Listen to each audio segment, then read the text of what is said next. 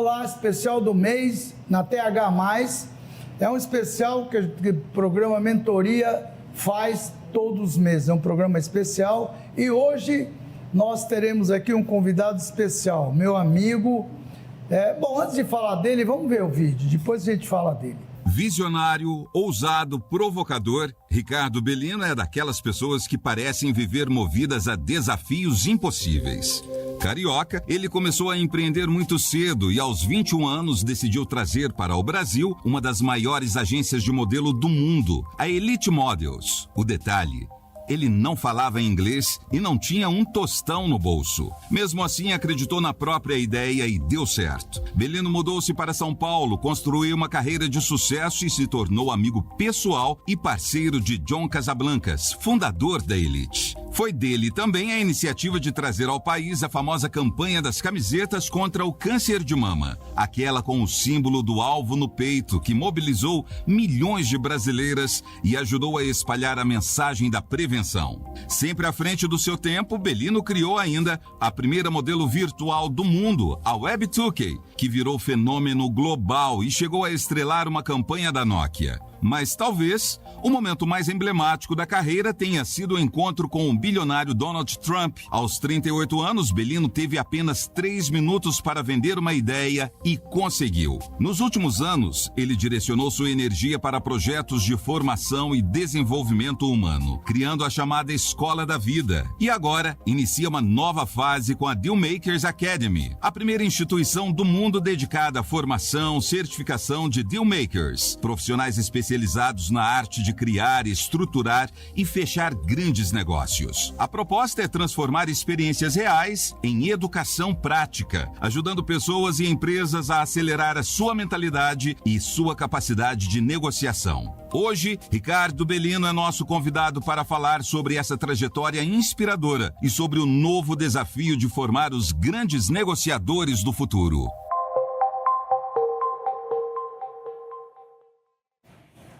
Muito bem, vocês vejam aí que tem currículo extenso, né, Bellino? Obrigado pela tua presença, ter vindo aqui hoje para fazermos o programa especial do mês.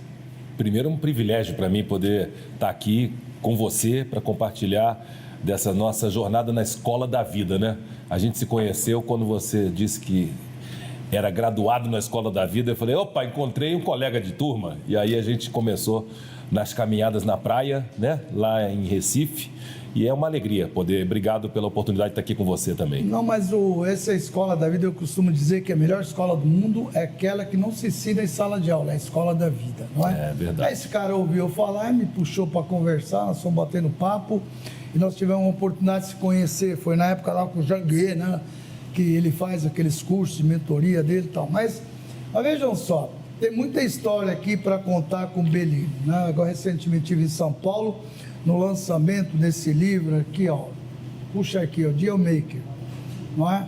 Inclusive esse livro aqui, eu tenho meu prefácio, não é? E realmente esse livro vale a pena vocês lerem. É o livro que é o Fechador de Negócio. Então, vejam só por que esse livro faz todo sentido do mundo. Por que Fechador de Negócio? Vamos começar do começo, né? Você falou, nasceu no Rio, veio para São Paulo. E aí, continua, toca. Então, Chaim, na verdade assim, vamos puxar essa linha lá para trás, né? Porque eu diria que o nosso querido amigo Carbonari, né? Ele sempre me trouxe esse pensamento, né? Essa provocação de que a grande profissão que existe no nosso mundo dos negócios é o negociante. Né? Um negociante. E eu acho que eu incorporei isso. Meu avô paterno era negociante, era um comerciante no setor de tecidos, na época que nem existia confecção. E eu me lembro com alegria de sentar com ele na mesa de almoço na confeitaria Colombo e escutar todas aquelas aventuras, as histórias dos comerciantes daqueles anos dourados. Confeitaria Colombo, aquele do centro do Rio de Janeiro. Isso, lá no centro. Vive até hoje. Vive até hoje. Mas o que ele tem a ver com Confeitaria Colombo? Nada. Vocês iam lá para almoçar e bater papo. Bater papo e ele com os comerciantes amigos dele. Tá bom. E eu acho que eu fui assimilando todas aquelas histórias, aquelas aventuras, aquelas, né? trajetórias de quem saía do zero e conseguia construir uma história de sucesso, e aquilo foi me inspirando muito. Então eu sempre tive esse tino comercial e eu sempre gostei muito de negociar. Então comecei a fazer camisetas, imprimir camisetas na escola para vender, depois me tornei DJ na escola e sempre busquei uma atividade que me pudesse produzir resultado, mas que também me criasse uma oportunidade de expandir aquela minha personalidade inquieta. Então, desde pequeno? Desde muito pequeno. Desde ficar no balcão da loja do avô para atender um cliente, né? Porque sem cliente não tem negócio, a gente tem que ser sempre um cliente, tem sempre um cliente na nossa vida. E eu fui desenvolvendo essa trajetória e essa capacidade, né, de fazer esses escambos, né, essas negociações lá no começo, uma coisa dentro de uma perspectiva muito simples. Até que eu, então, fui alçado a uma oportunidade muito ousada, que foi quando eu decidi, aos 19 anos de idade, lá no Rio de Janeiro, fazendo economia na Cândido Mendes, e aquele ambiente muito entediante para mim, porque aquilo não tinha nada a ver com a minha personalidade, e eu tive contato com uma história extraordinária de um homem chamado John Casablancas, que tinha desenvolvido a maior rede de agências de modelos do mundo, a Elite. E naquele dia que eu vi aquela revista, eu tomei uma decisão, porque eu acho que a vida ela é feita de decisões e não de desculpas.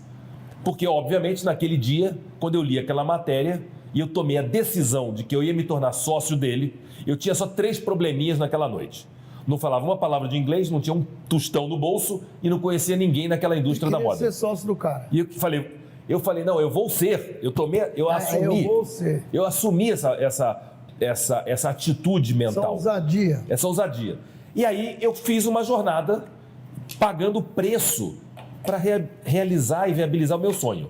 Bom, primeiro eu tive que arrumar um emprego que me levasse do Rio de Janeiro até Nova York. Então eu fui... Não, peraí, você foi para São Paulo ou foi para Nova York do Rio? Primeiro... Você já está pulando São Paulo. Não estou pulando, porque São Paulo foi depois, calma. Primeiro do Rio foi direto lá para Casablanca? Do Rio de Janeiro, eu saía para Nova York para tentar um negócio. Conversar com o cara. Para conversar com o homem. A Gisela Bicho não... da Elite também. Naquela época ela já existia? Não, ela nasceu no Depois concurso de 94. Ela não tinha nem nascido. Não tinha nem nascido, o Belino já estava lá como carteiro da DHL, botando aquela jaqueta amarela e vermelha, e eu ia levando pacotes de documentos. Carteiro da HL, aqueles caras que nem o Sedex daqui. É o Sedex Internacional. Perfeito. Né? E aí? E aí eu levava esses pacotes para ter a oportunidade de ir para os Estados Unidos de graça, porque eu não tinha dinheiro para pagar a passagem. Né? E aí, durante 2 anos, de 85 a 87, eu fiz mais de 10 viagens.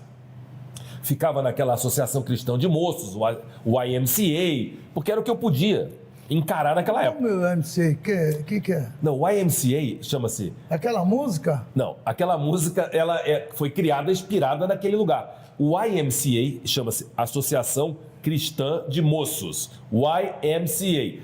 E aquilo é uma espécie de albergue de jovens, estudantes. Aí você ia lá e ficava... Pagava 25 doleta diária, que era o que eu podia. 25 doleta você tem hotel, pô. Não, querido. Caro, pô. Não, é 25 doleta, querido. Como é que é um hotel? Pô, tá cheio de hotel lá, 25 dólares. Ali, olha, esse aí eu não conhecia, não. Então, mas enfim, era o YMCA. Mas o que importa é que durante esses 2 anos eu fui, de uma forma determinada, né, buscar essa oportunidade, esse sonho. Até que eu conheci o John Casablancas, que não foi na primeira vez, nem na segunda, nem na terceira. E aí você aprende... Mas pera, como é que você conheceu? Conversa aí, tem que fechar. Querido, eu conheci mandando telex para ele. Que eu descobri o número na revista que eu li.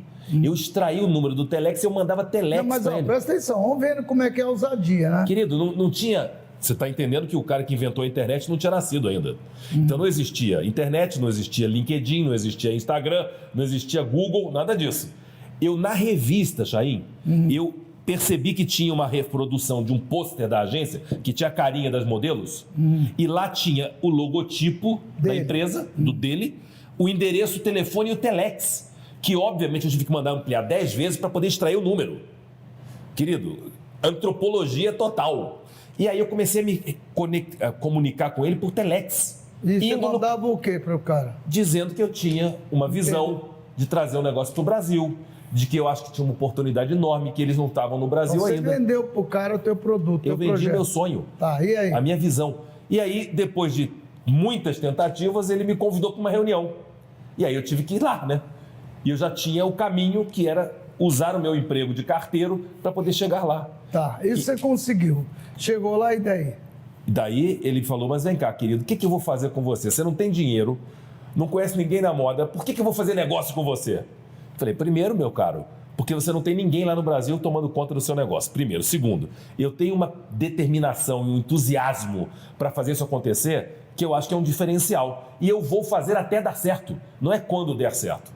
E ele falou, mas tá bom, como quem diz, isso não vai dar em nada. É. Ok? Porque a gente já conhece como é que é. É 10 tentativas para acertar lá na última. E quantos teriam desistido no começo? E aí ele falou, mas o que você quer então? Eu falei, uma carta de uma página que me autoriza ir lá no Brasil pesquisar se eu acho um patrocinador ou patrocinadores para pagar o patrocínio do concurso das modelos, que vai gerar o movimento, que vai criar o primeiro casting das modelos, e assim eu abro a agência com as modelos do concurso. Que modelo que você lembra daquela época? Querido. Pelo tempo com a Brigitte Bardot, que tá com- Não, calma também não, né, querido? quem que você viu lá? Querido, Andréa Reis, enfim, né, tinham várias... E hoje esse pessoal tá com quantos anos? querido, esse pessoal já tá com quase... Oitentinha? Não, querido, calma. Tá com 50 anos. Hoje? Querido. Ah, mas são novas, então. Amor, eu tenho 60. Sim, eu tinha daí? 19, tem 40 anos isso. Então elas tinham 40 anos. Elas eram mais jovens, então elas, obviamente, começaram... Se eu tinha 19, elas Mas tinham eram 14. todas americanas, todas gringas Não, lá. todas... Não, lá nos Estados Unidos, mas no Brasil, tá. tudo brasileiro. Aí você veio pro Brasil e fez O concurso aqui. Ok. E aí eu fui bater na porta de tudo que é possível investidor, anunciante, até que eu encontrei a Elos, a marca de jeans Elos, que estava procurando exatamente uma estratégia de marketing para reposicionar a marca, que já estava com 13 ou 14 anos de idade, a marca. E o dono, o Nelson Alvarenga, um empreendedor fantástico lá de Formiga, no interior de Minas Gerais, adorou a minha Aí você ousadia. começou com a Elos. Querido, comecei com a Elos, mas quero te deixar claro que depois de toda essa jornada de enfrentar e de desafiar o impossível, meu primeiro contrato, Chaim, meu primeiro contrato que eu assinei em 87, 2 anos depois, foi um contrato de $1 milhão. Aonde nem o John Casablancas acreditou que aquilo podia ser possível. Porque eu consegui criar um contexto e valorizar aquela oportunidade como algo realmente único. Porque não existia nada parecido no Brasil. Não existia agências internacionais no Brasil, top models no Brasil. Existiam, assim, episódicas trajetórias como a da Luísa Brunet, que foi uma das minhas inspirações naquela época.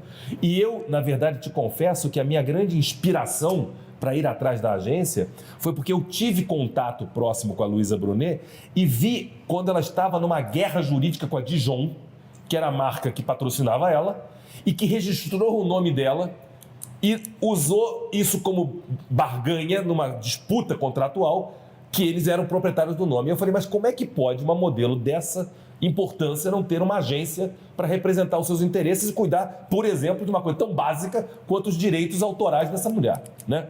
E assim começou essa jornada, Você essa quase conheceu ela, aventura. Sim, muito. E aí ela...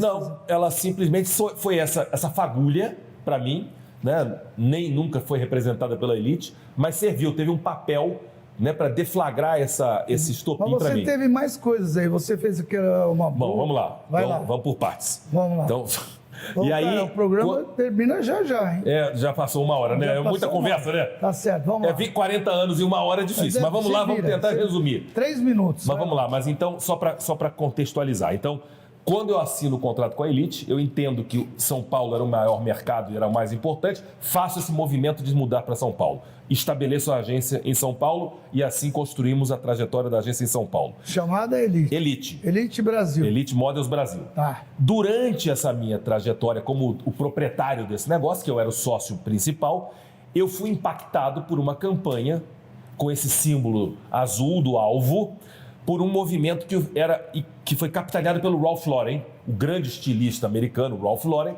e que juntou os maiores nomes da moda americana para chamar atenção a um problema que afeta 7 em cada 10 mulheres nos Estados Unidos, que é o câncer de mama. E que a conscientização dessa mulher, ao fazer um autoexame e identificar um nódulo em estado prematuro, aumenta em 95% as chances de sobrevivência dessa mulher. E não é por acaso que eu estou com esse símbolo aqui, ó, esse pink ribbon, esse laço rosa, porque nós estamos em outubro, no mês do Outubro Rosa, que é o mês da consciência do câncer de mama. E, só para você ter uma ideia, na América eles venderam 300 mil camisetas, aí. 300 mil camisetas? Nos Estados Unidos, tá bom? Eu trouxe para o Brasil e fiz um acordo com a Hering. Sabe quantas camisetas eu vendi no Brasil? Quantas? 14 milhões. Uau! 14 milhões de camisetas e arrecadamos mais de 50 milhões de dólares para o Instituto Brasileiro do Controle do Câncer, o BCC. É uma das grandes histórias que me traz uma alegria enorme recontá-la, porque essa história já tem mais de 30 anos. E o recall dessa campanha continua na mente das pessoas. Certamente quem está nos assistindo lembra dessa campanha. Já viu, já comprou, já usou essa camiseta. Você comprou, Ju?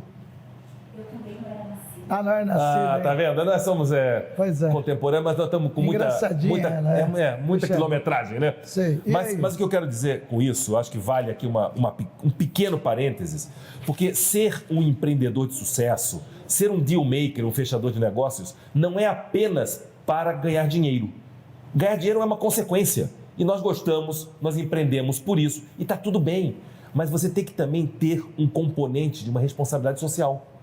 Eu consegui colocar a mesma energia, entusiasmo e sentido empreendedor numa campanha social, como eu coloquei para trazer a elite para o Brasil sem ter nenhuma condição.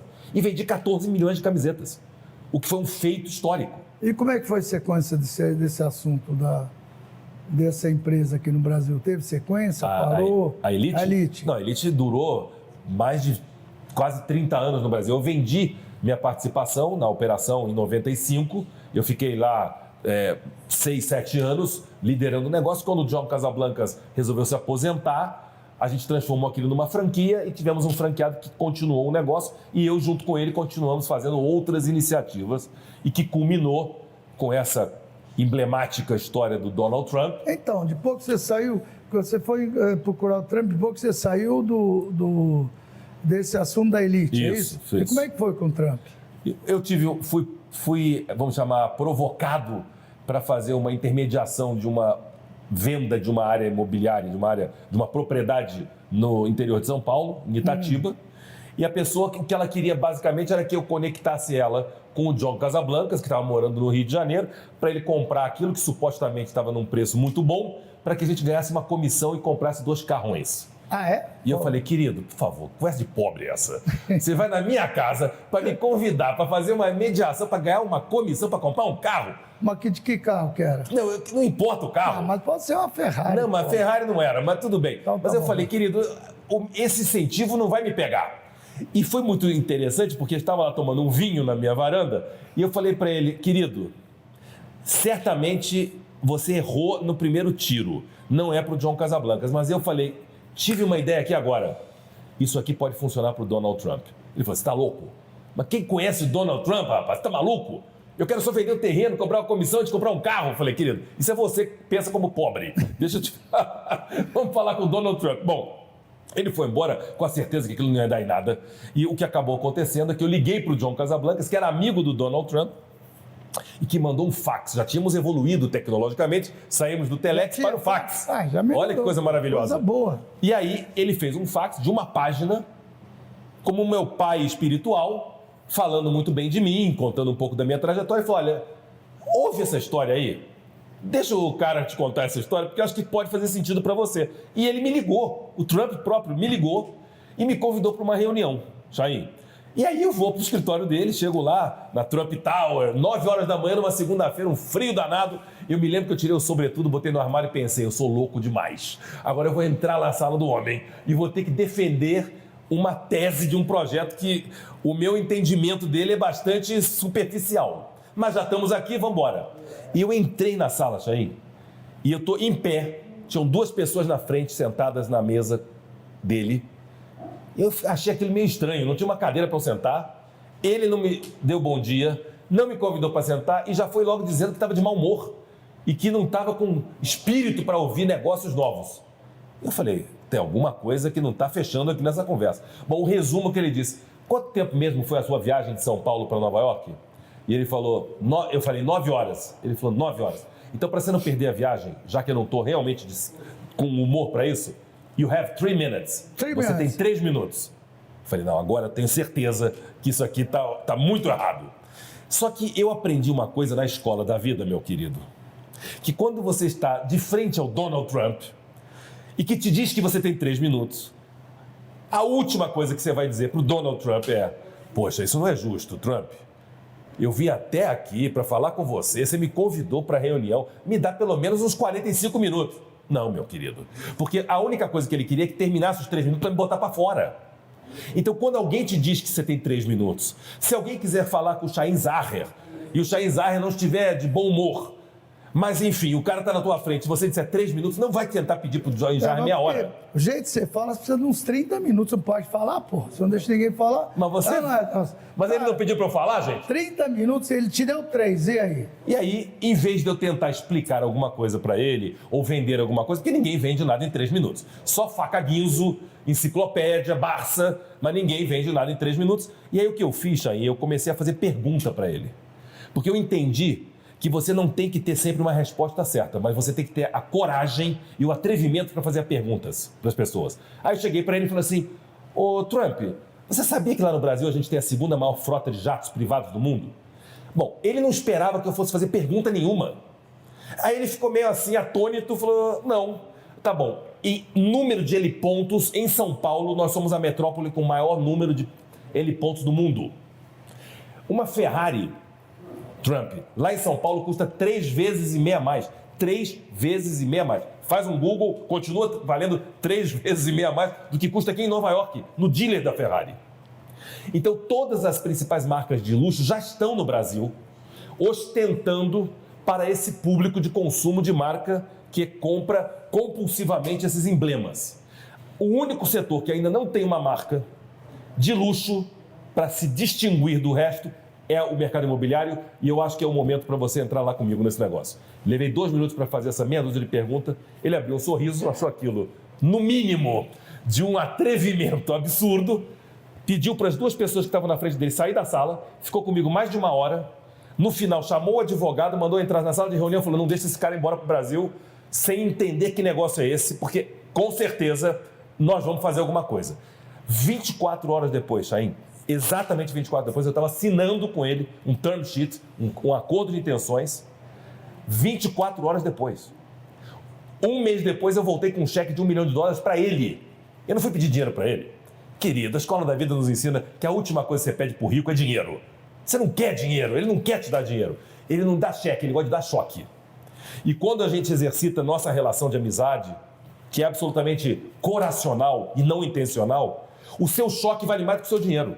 Tentar tomar algum de você é ruim, mas uma ligação sua para alguém pode abrir uma porta e gerar muito mais do que o cheque que você... Foi o que você fez hoje. É isso aí. Foi o que já me explorou hoje, já pediu 2 contatos. Mas e aí, como é que foi a sequência? Bom, a sequência foi que eu viabilizei um fundo de investimentos, compramos a propriedade, começamos o licenciamento ambiental. Isso lá em Itatiba? Isso, lá em Itatiba. Mas que projeto que foi esse? Calma, deixa eu concluir. E aí, querido, começamos o licenciamento ambiental, que é uma coisa que, como você pode imaginar, leva ciclos de 2, 3, até 4 anos. Nesse interim, Shahin, o negócio já financiado, propriedade comprada, os projetos assinados, os investidores tiveram um momento, assim,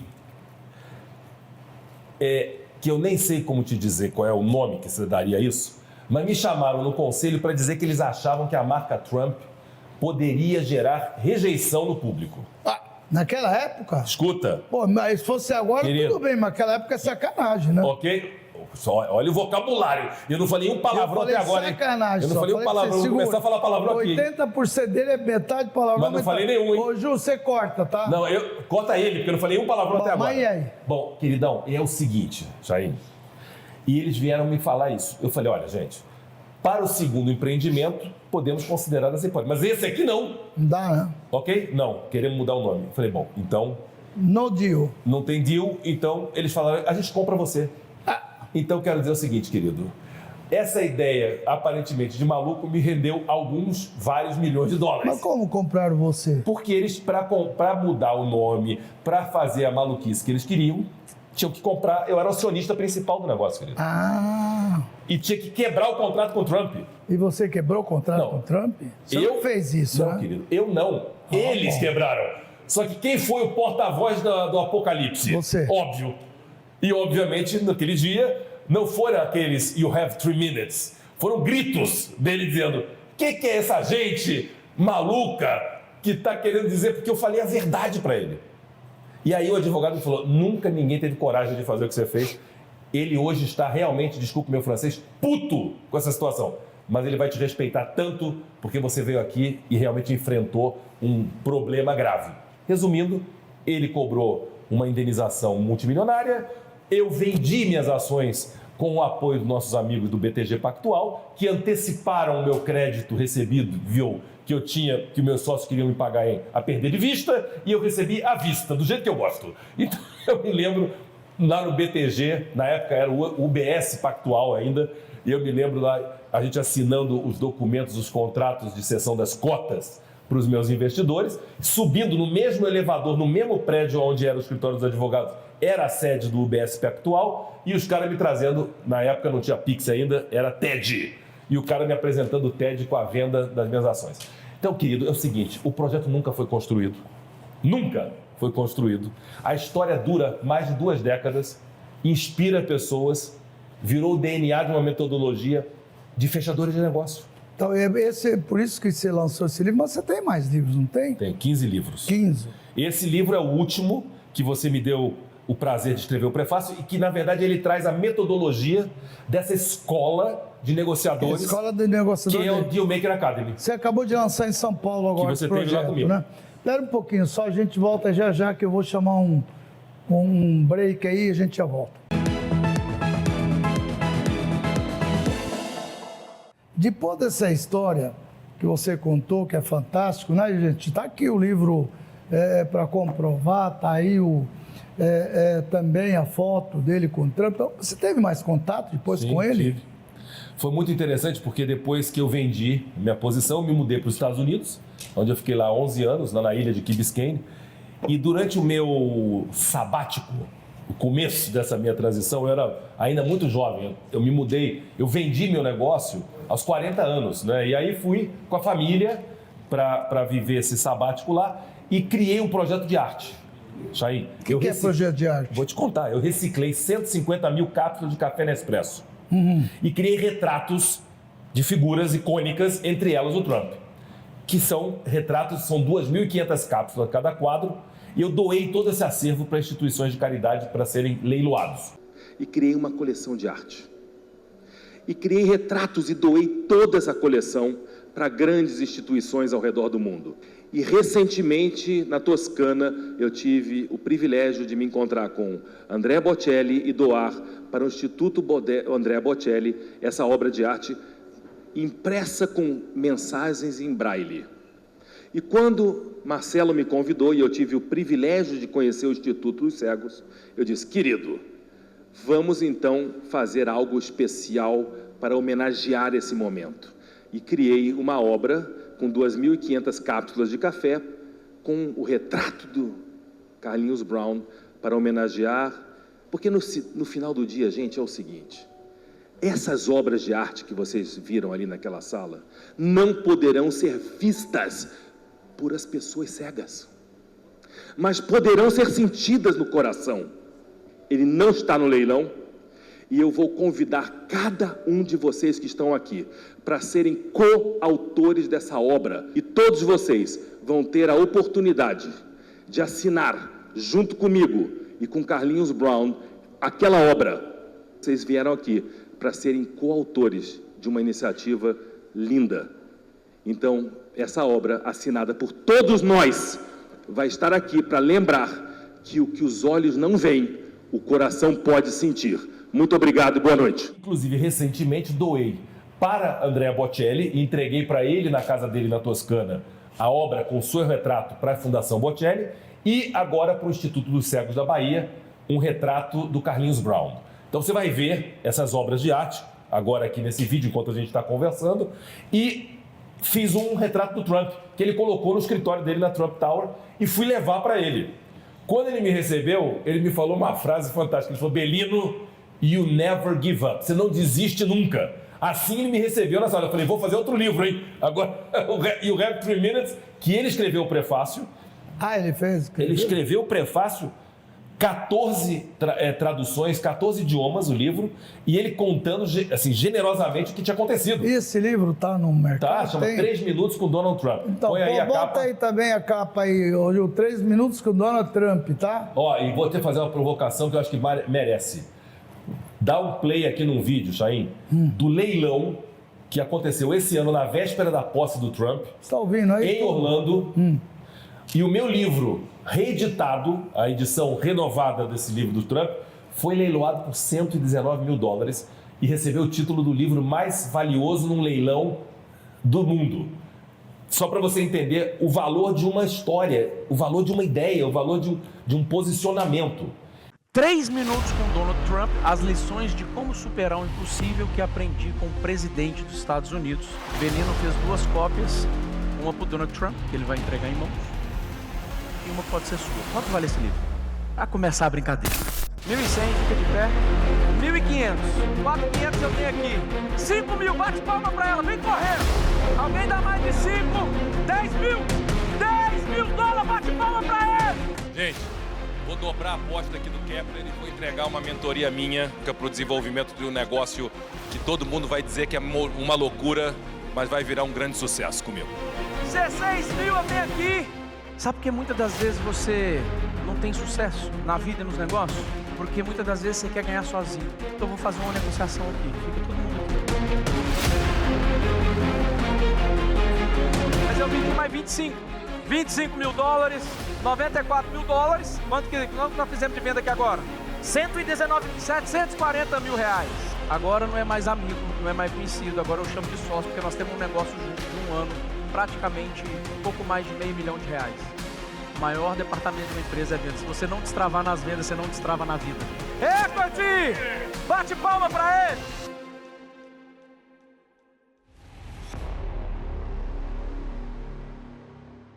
Porque, olha, nós ganhamos muito dinheiro de um projeto que não foi edificado. Agora vamos fazer um, porque se a gente ganhou esse dinheiro todo sem edificar, imagina fazendo. E fez? Não, calma. Aí ele falou: me acha uma propriedade no litoral. E olha, também quero que você leve para o Brasil a Miss Universo. E ainda sentamos com o nosso amigo Johnny Saad, que trouxe o programa da Miss Universo para o Brasil. Enfim, mas continuamos um relacionamento, mantivemos uma agenda positiva e preservamos uma história muito bacana, que, como todas as histórias... Bellino, numa boa, quem está nos assistindo, sabe, cara, não é possível, né, com o Bellino, com o Trump e tal... E temos que colocar e mostrar que é verdadeiro, porque é uma coisa que você está colocando, que esteve com ele, esteve recentemente com ele, e hoje esse cara está aí no mundo inteiro comandando, né? O mundo. Não, e aí, Jair, que eu acho que é muito interessante, né? Como que se perpetua uma história, né?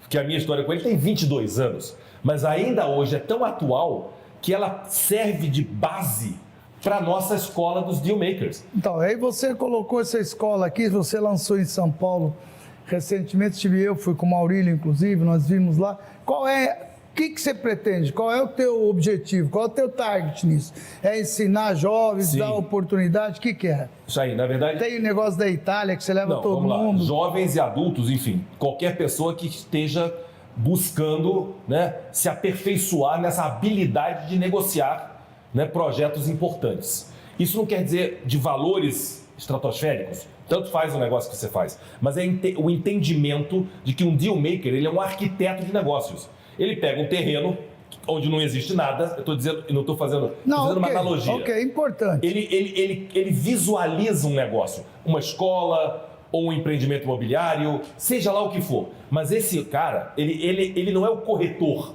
que só trabalha pela comissão para vender no final e comprar o carrinho. Queria ter um amigo lá. Que Tem um amigo que comprou o carro, não? Não comprou, né? Até hoje.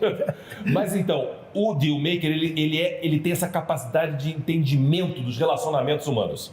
Eu acho que essa é a grande virtude. Então, a Dealmaker Academy é um programa de formação para pessoas realmente se habilitarem a serem dealmakers, fechadores de negócios e construtores, arquitetos de negócios. Então, isso começa com uma formação, como você presenciou lá na inauguração, que você foi lá ser homenageado como um dos embaixadores da escola. Foi com o Maurílio, com nossos amigos Maurílio, etc., Ricardo Amorim e outros. E depois tem uma sequência de mentorias, como você também faz aqui na tua plataforma, e eu faço com experiências. Não, mas é diferente. Você faz direto, você leva pessoas para a Itália, um monte de lugar. E aí eu tenho Como é que é essa história experiências, porque assim, para você entender, para você Como formar... é que é a história daquela... Eu vou lá contar na casa de Belino? Não tem muito tempo, cara. Vai, anda Que eu posso fazer? Você quer que Pelo amor de Deus, fica 3 horas, vai lá, então vambora. manda fazer.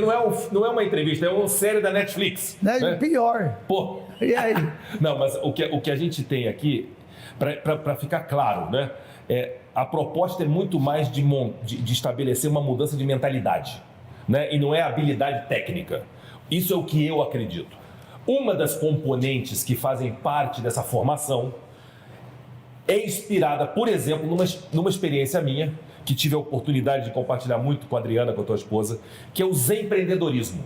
Eu há 30 anos frequento o Mosteiro Zen, que é o mais importante da América Latina, onde eu criei essa dinâmica do Zen empreendedorismo. O que é isso aí? É a união da filosofia Zen, milenar, ao espírito empreendedor. Então, é a combinação dessas duas coisas tão importantes hoje no mundo que padece de saúde mental, de problemas de burnout. Então, você busca esse equilíbrio e o Zen empreendedorismo traz isso. Então, isso é uma É muito forma. importante você explicar para o telespectador o que é burnout, para ele entender. Não, burnout é esse estresse absurdo das pessoas que estão sob uma pressão imensa das organizações, dos resultados, né? Que levam a pessoa a uma exaustão De trabalho. psicológica, né? Esse burnout queima mesmo tudo, queima o chip, porque você fica vivendo naquela dinâmica incansável, né? E imparável de atingir determinados resultados. E você entra numa estafa emocional Entendi. absurda. Aí você pega esse pessoal e... Então eu levo desde essas pessoas a viverem uma experiência monástica num mosteiro e meditar durante 4 dias, até essa curiosidade que você trouxe aqui agora, que eu descobri acidentalmente, lá no norte, no extremo norte da Itália, um vilarejo com 94 habitantes, 94, não é 94 mil, menos de 100. Aham. Com prefeito eleito pela esmagadora maioria de 73 votos. Pô, o cara é bom. O cara mesmo. é bom demais, querido. E o lugar chama Comune de Belino, rapaz, que tem o meu nome. Possível. Sério? Tô te falando. E ali eu passo com as pessoas durante uma semana o que eu chamo de ócio criativo. Obviamente eu não levo o cara até Belino para botar ele numa sala de aula e dar uma aula técnica para ele. Não, Você fica aqui. O que você faz com os caras lá? Além de tomar vinho e comer... Tomar vinho e comer trufa. Trufa, sério? Ó, Tá bom. lembra que a gente combinou que ia ter Alba para fazer a caça da trufa? Lógico, lógico. Então, Eu fui, você foi? eu fui, lógico. Então tá bom. Mas eu depois tenho que te contar fora do ar o que aconteceu quando eu estava voltando da caça das trufas, meu amigo. Tá. Posso contar? Na loja, depende. É 1 minuto, não? Depende. Vou contar. Vamos lá. Não é proibido. Então vai. Não, é só para mostrar, para responder o que você me perguntou. Estamos lá nessa experiência inspiradora de caminhar, subir as montanhas. É todo um processo mais... Tudo zen, sim, ficam Não, todos... não, isso é lá no mosteiro. Ah, Lá tá não bom. tem assim, não. Lá é... E aí? Muito bem. E aí, aconteceu uma coisa muito interessante, Chaim. Eu fui lá viver aquela experiência que a gente tinha planejado de fazer juntos. Dico, cachorro. Isso. Ah. Depois fomos fazer uma degustação de vinhos. E no final, na volta para Belino, porque Alba, que é a cidade onde tem essa tradição, tá a 1 hora de Belino, tá do lado de Belino. Sério, eu fui Alba. Então, a próxima vez vai para Belino também. Vou pra Belino. Quer Bom. ver? Vou contar se tem 94 mesmo. Deve ter aumentado. Segundo a minha Ou filha, diminuído. não, diminuiu, né, querido? Porque vai morrendo, né? Porque o que tem lá, os jovens não querem morar lá. Porque é bucólico, Lá é aquele bonito. lugar que vende casa por $1, E também, €1. também tem. Sério? Tem. Podemos comprar lá o latifúndio inteiro. E aí? Não, mas eu quero te contar porque isso foi muito interessante. Aí eu saio da degustação de vinho, estou voltando para Belino No meio do caminho, me deu uma vontade de fazer um pipi, rapaz. E eu falei para um amigo meu, eu falei, querido, para aí que eu tenho que, né, fazer um download, fazer um pipi aqui na estrada. E lá é aquelas estradinhas vicinais, que não é que tem duas mãos, tem uma só. É uma que vai e outra que volta, você tem que parar. É mesmo. E aí o cara para do lado, no acostamento, e tem um degrau, assim, de mais ou menos 1 metro, que começa os campos de plantação. Aí eu, porra, cheio de carro atrás de mim, fiquei meio constrangido. Eu falei, pô, fazer pipi aqui, todo mundo aqui atrás, mulher, todo mundo. Aí eu falei, não, já sei, vou dar um pulinho, faço embaixo, ninguém vê, tá tudo certo. Claro, perfeito. Querido, se eu quisesse, você vai botar essa foto aqui, eu vou te dar a foto. Eu caí numa vala. Mas se eu mirasse, eu não caía igual. Mas caí até aqui, dentro da vala. Qualquer movimento, qualquer 5 centímetros, eu tinha me arrebentado inteiro. Bom, o que importa dessa história é que quando eu voltei para Belino, aí tinha lá uma mulher que tinha aquela pomada de, como é que chama? Arnica, porque deu uma ralada, né, no Belino. Aí eu acordo de madrugada, Chaim, e tive uma inspiração de escrever um artigo sobre a experiência de cair e levantar do buraco. O que você aprende na sua vida não é sobre os buracos que você cai, é como você sai. Com senso de humor. Como é que essa frase é boa? Você aprende na vida, não o buraco que você cai, como você sai. Porque são inevitáveis, mas é como você sai. E aí escrevi esse artigo, escuta isso. Isso foi do sábado para o domingo. E no domingo tem a missa na Catedral de Belino, que obviamente eu sou o imperador de Belino, né? Porque só tem um Belino lá, que sou eu. Então só não ponho coroa, mas o resto eu sou homenageado na cidade. Aí? Não, mas espera aí. Aí eu peguei e escrevi esse artigo, compartilhei com todos os meus mentorados. Quando eu acordo no dia seguinte, que era domingo, eles tinham pego essa nossa revolução hoje tecnológica das AIs, é maravilhoso. Pegaram o meu artigo, colocaram num aplicativo do AI e criaram uma música que Chitãozinho e Chororó ficaria constrangido pela qualidade que foi, que era a lição dos buracos da estrada da vida. E as lições que a gente extrai disso. Então, aquela experiência daquela vez, que foi em novembro do ano passado, estava representada por uma lição de vida da escola da vida, tão simples quanto a gente entender que a gente vai cair nos buracos, inevitavelmente. Mas como a gente sai deles, vai determinar e definir o nível de história de vida e sucesso que a gente tem. Entendi. Então, quando um negócio não dá certo, quando um projeto não é edificado, a relação não precisa ser destruída. Porque se você agir com transparência, honestidade, propósito, respeito, as portas vão continuar abertas. E um dia você vai edificar. Porque não é culpa de ninguém, são circunstâncias. Mas a maneira como você lida com aquela objeção, com aquele problema, vai definir. Então vamos lá, daquela caída no buraco, você foi fazer pipi, no final do contas, fez ou não pipi? Se borrou todo? Não, fiz pipi tranquilo.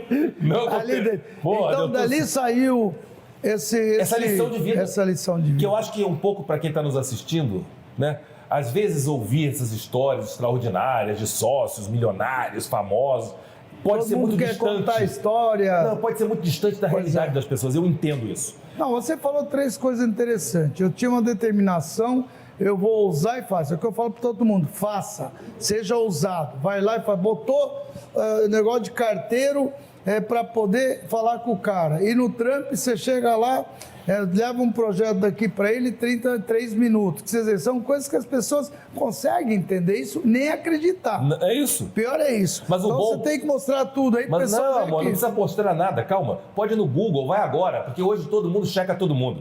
Vai no Google, vai no AI, vai no GPT. O chat GPT fala? Tudo, pode puxar a capivara do Belino no chat GPT. Porque eu acho que quando a gente está comprometido, Chaim, como nós, com valores inegociáveis, porque a gente é bom negociador, mas tem valores que a gente não negocia. Ética, conduta, isso a gente não negocia. Então, querido, pode puxar a capivara que não aparece nenhuma restrição. Você tá vendo? Aí, ó, numa boa. Não, mas voltando aqui, brincadeiras à parte, aí você chegou. O que é essa primeira modelo virtual? Querido, isso acontece em 1999. 99 você criou um modelo virtual? Em 1999. Nem se falava ainda IA, nada, nem existia IA, isso. O cara que o Alton que criou a GPT nem tinha nascido nessa época. Em 99 a gente estava vivendo aquela virada do milênio, lembra? E aí tinha o boom da internet. do que ponto falava com. que ia dar problema. Como igual agora, ia né? parar Toda a mesma tudo, conversa. né? Aí não aconteceu nada, porque o ser humano gosta de criar. Vai não sei o quê. Não é isso? Vai Boom, Big mundo Bang, brilhante, é tá. isso aí. E aí? E aí, nesse momento da virada do milênio, eu comecei a ver que começava a haver uma discussão da virtualização de Hollywood, né? Tinha acabado de lançar aquele filme Toy Story, lembra? Eu lembro. Isso. E aí começaram, inclusive, por exemplo, Titanic tinha um casting inteiro de atores virtuais, que não eram humanos. Titanic usou de tecnologia de computação gráfica para criar um casting de centenas de pessoas que estavam no navio que não existiam. Tudo efeitos visuais. Eu vendo aquilo, pensei, gente, qual vai ser a nova modelo que vai representar essa virada? Já tínhamos lançado todas. Cindy Crawford, Linda Evangelista, Naomi Campbell, Cláudia Schiffer, todas. Todas as grandes modelos já tinham sido inventadas. Qual ia ser a próxima? E aí eu inventei essa ideia de criar uma divisão na Elite de uma modelo virtual. E descobri na Malásia, em Kuala Lumpur, um designer gráfico que criou uma galeria de modelos virtuais sem nome, sem sobrenome, sem emprego. Era apenas uma criatividade, né? Uma expressão criativa de um artista. Entrei em contato com ele, porque eu não quero reinventar a roda. Entrei em contato com ele, Steven Stauberg, o nome dele era. Falei, querido, quero adotar a sua filha, vou dar nome, sobrenome e emprego. E no dia 13 de julho de 99, Chaim, eu no WTC, onde você estava comigo, semana passada, e o John Casablancas no WTC de Paris, a gente anuncia primeiro modelo virtual do mundo. Isso foi uma loucura. Então, mas se pegar e puxar para agora, que nós estamos vendo que a inteligência artificial vem que nem um tsunami em cima de todo mundo. É isso. Como é que esse cara vai fechar negócio com tanta tecnologia? Onde que o cara vai buscar isso? O que você vai ensinar o cara a fazer o quê? Utilizar... Criar valor, presta atenção, Chaim. Modelo virtual bonitinha já existia em 99 e agora é o estado da arte com a AI, tá bom? Tá. Isso é um negócio. Você pode trabalhar pelo lado tecnológico e técnico e isso não tem muito valor, porque qualquer um pode fazer, não é assim? Perfeito. Agora, se você pega e cria um personagem, dá nome, personalidade, projeção e contexto, você pode criar um personagem como a Disney cria vários personagens. Então não é sobre a modelo bonitinha feita de computação gráfica. É a história que você conta, aonde aquela modelo virtual pode estar contextualizada. Quer que eu te conte uma? Eu lancei a CEO da minha empresa de participações, que é feita Então, de AI. você tem uma empresa que você montou com o teu nome, é isso? Não, a Belinos Unlimited. Essa é uma empresa de participações. Mas Não, mas você que não fez um IPO... Ah, não, o IPO, sim, fiz. Então, Mas, peraí, vamos só concluir esse assunto das modelos. Então, o que eu estou dizendo é que se você cria esse contexto, você cria valor. E as pessoas estão buscando isso. Não é só uma cara bonita. Esse cara bonita está cheio por aí. As que fazem sucesso não é pela cara bonita, é pela personalidade, é pelo que ela representa. E ela pode amanhã endossar um produto, uma campanha, porque ela é, não pelo que ela parece ser. Então isso é uma coisa. E essa história do IPO humano que você está comentando, eu acho que ela é uma boa reflexão também sobre o valor de uma reputação. Meu avô sempre dizia para mim, meu filho, o nome de um homem, a reputação de um homem vale mais que dinheiro. Eu assino um papelzinho aqui e eu tenho crédito em qualquer comerciante aqui se eu precisar levantar um dinheiro com papelzinho, só de memória, não é cheque, nota promissória, Entendi. não precisa disso. E eu sempre ouvi isso, eu sempre valorizei demais o meu nome. E aí, há passados muitos anos, um jovem mentorado por mim me pede, me propõe, me provoca a registrar o meu nome Belino em várias áreas, em várias categorias, porque ele dizia que aquilo era a minha grande reputação, o meu grande ativo intangível. e aí você abriu o capital. Calma. Bom, só tem 5 minutos, bonitão. Tem mais pergunta É aqui. 2 minutos. Você me faz a pergunta que tem que ter Mas resposta. você enrola muito, vai lá. Ah, enrolo? Ui, lá, Você que não está amor. conseguindo Vai lá. fazer a pergunta. Calma aí, deixa eu concluir. Vai lá. Porque essa é boa. E aí, para fazer a história longa, curta, então, eu faço esse registro, Chaim, em várias categorias. Passa um ano, ele me liga e diz, o INPI que é o departamento que registra as marcas, concedeu o direito definitivo do seu nome. Ele falou, agora além de certidão de nascimento, você também tem a propriedade do seu nome. O que ele não sabia é que eu ia pegar isso e mais o laudo de avaliação que ele fez, dizendo que minha marca valia 78 milhões e incorporasse no meu capital social, ampliasse no meu balanço patrimonial, aprovado pela Receita e pela Junta Comercial, e abrir o capital. Porque minha hora foi precificada em 5 mil dólares. Inclusive, isso aqui, alguém vai ter que pagar esses 5 mil dólares na hora que eu estou falando aqui. Você que vai me pagar. Faz o cheque aí. Faz o cheque aí. Olha, ainda mais livro aqui, ó, tudo bom. Mas me fala com relação ainda. Sim. Quem é que pode participar? Porque no mundo de hoje, o pessoal precisa ter visão. O que eu faço? Onde eu vou? Como é que é com essa inteligência artificial? Estou meio embaralhado. Sim.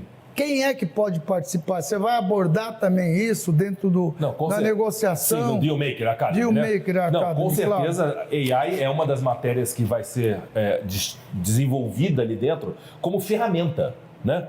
É um recurso como a gente usou e a gente viu, né, ao longo dessas últimas décadas acontecer. Sim, agora, a Dealmaker Academy ela é para todas aquelas pessoas que de fato querem, né, desenvolver... É o WTC em São Paulo, é isso? Isso. Quem quiser...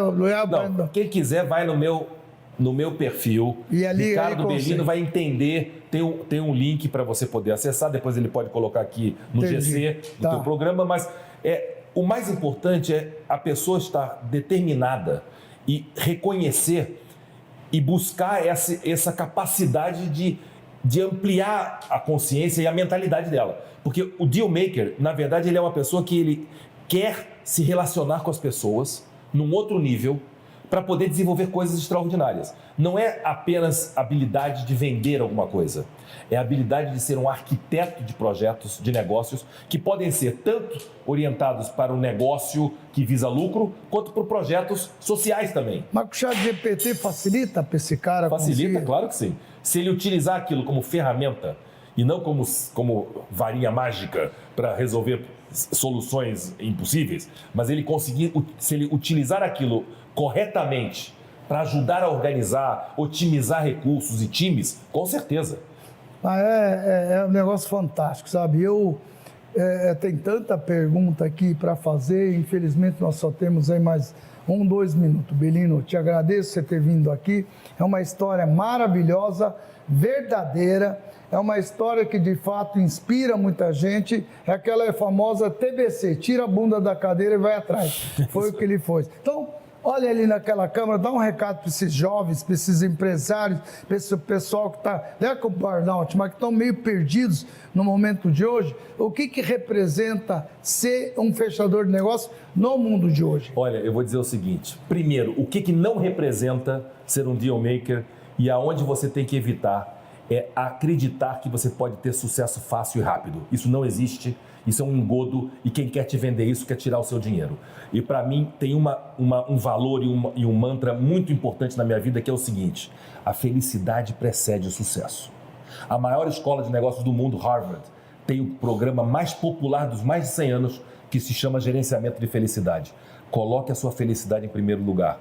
E entenda e reconheça que a felicidade é algo coletivo, que você precisa se preocupar e se comprometer com a felicidade de outras pessoas. Você pode ter certeza que pessoas felizes produzem mais, criam relacionamentos, e esses relacionamentos, como hoje estou aqui desfrutando dessa mesa com o Chaim, eles nasceram dessa preocupação de estabelecer alegria e felicidade no outro. E é sobre isso. Os negócios são consequência e não tem caminho fácil, não tem caminho rápido, não tem atalho. Tem que trabalhar e pagar o preço pelo sonho que você quer conquistar. Muito bem. Fantástico, Bellino. Obrigado por tudo. Obrigado. E olha aqui, gente, ó. Aqui o livro, ó. A Ju vai ganhar um. Pronto. Assinado, abraço assinado. a todos e até o próximo TH Mais especial, que esse de hoje foi muito especial. Abraço.